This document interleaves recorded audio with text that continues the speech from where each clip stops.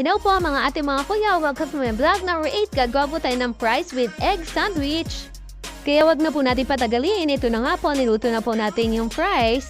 Pauloy na po natin at medyo toasted bago po natin iahon. Maghihiwa na rin po tayo ng jumbo cheese dog. Hiwain po natin siya ng maliliit.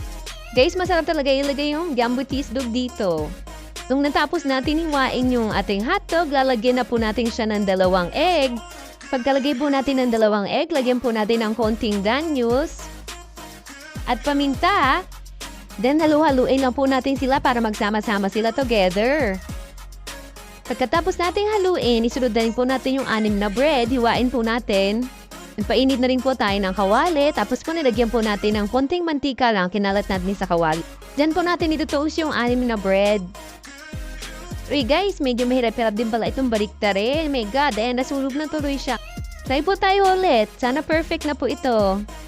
Ay, ito, maganda-ganda na po siya. Ito lang po yung tamang luto sa bread. At tapos na po natin yung tinapay. Sinunod na po natin yung fries. Sinagyan na po natin ng cheese powder. Naluhaluin po natin yung fries para magsama-sama po lahat ng cheese powder. Then, ito na po yung kasunod. Yung ating itlog na nilagyan po natin ng jumbo cheese dog. Kailangan po natin iprito. So, huwag pansinin yung kawali ko ha. Dati black yan eh. Kuskus ko yata. Yan, nawala na yung itim. Non-stick kasi yan dati. Ewan ko ba, pumuti na lang siya ng ganyan.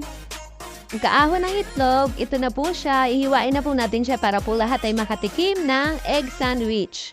Guys, syempre, lalagyan na rin natin siya ng banana ketchup para lalong sumarap. Guys, pag na-try nyo to, napakasarap nito. Talagang magugustuhan ng mga chikiting nyo guys. Kaya i-try nyo na po. Ipi-plating na po natin siya. Lagyan po natin ng 2 burger bago po ilagay po natin yung ating fries para gumanda-ganda po siya tignan. Para yung ayos pa lang po, matatakam na po yung ating mga chikiting.